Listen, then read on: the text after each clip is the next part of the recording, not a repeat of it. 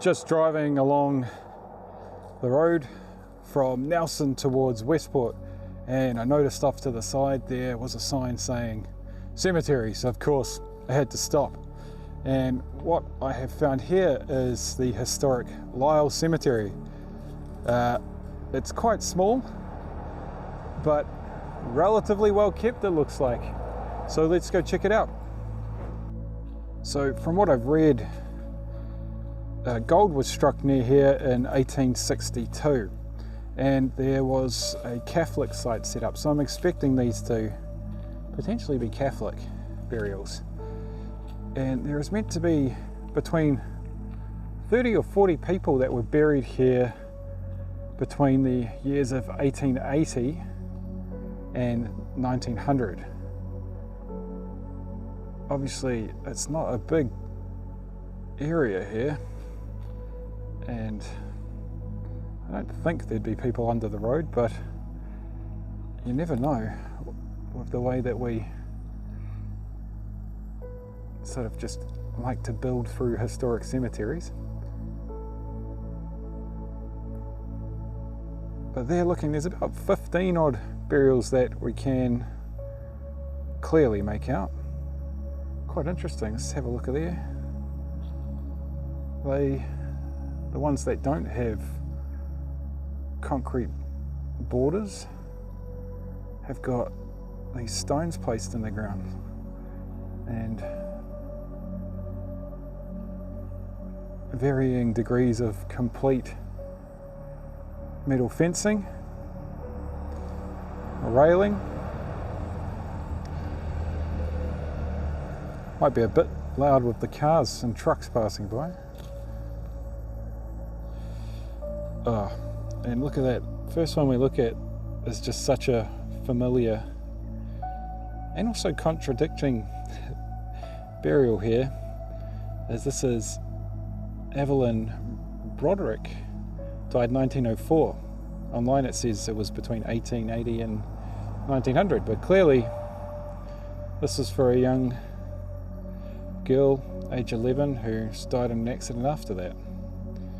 And I always love, you come here and you say it could be a family member or even just people passing by that feel sympathy. They often will leave toys and things like that on children's graves. They really just do hit us more, and I've got plenty of other videos that look at that. But this is very much like a bedpost looking thing here, the one next to it. And in many ways, that is exactly what a grave is. It's just your final bed. But also, these iron railings, whilst they do look rather nice, they're not just for show. Aspects of it is somewhat symbolic, but also practical, that it wasn't uncommon for cattle to come in. I mean, if you look around us,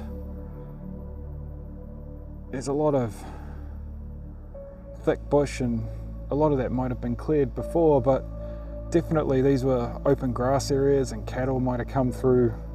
In fact, in Britain it used to be pretty common in the Victorian period to graze cattle in cemeteries, amongst other things, picnicking and the likes. So the railings would have served as a barrier to stop big heavy cattle trampling on either fresh but also even just somewhat fragile graves, as coffins were probably not made of the toughest of materials. And even this one would have given some protection. Unfortunately, looking at this too, looks like it's been set on fire, which I hope was not an act of vandalism, but I am realistic, and it probably was, unfortunately. And it's small size. It's only about 1.20 meters long. I would say this was probably a child's grave here.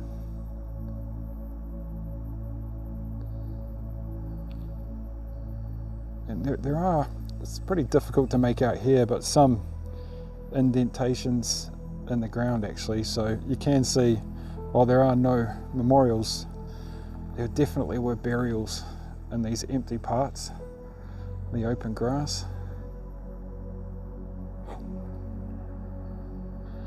But the other side of the railings, the symbolic aspect, is it's often been said to be akin to the home. It's probably a poor way of phrasing it, but you know what I mean. It's symbolic of our houses that we might have had, with the fences surrounding and the family inside. And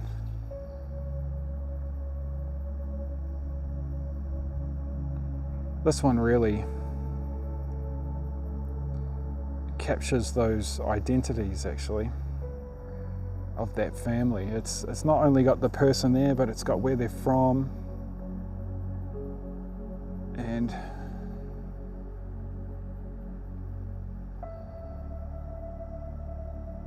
down the bottom I would say that's a plaque that's been left by descendants, and it definitely does scream Catholic memorial to me. There's a few things that signify that. One, they're native of Dunkeld Island, and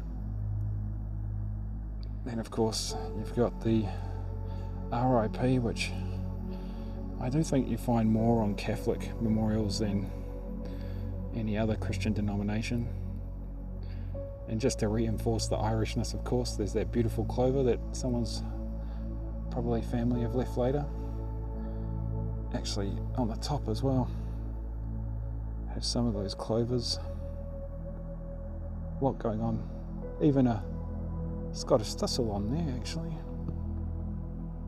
Look at that. The thistle usually Scotland, the clover for Ireland. It's probably a bit of a mixture in the family, which is pretty common.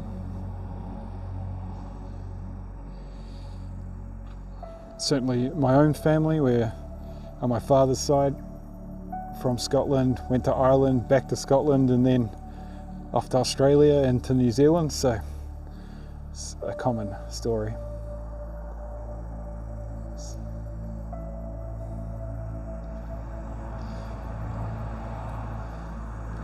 And these ones kind of do look quite a bit newer, so maybe this area is still being used.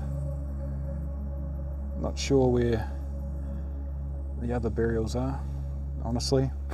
Probably right under our feet.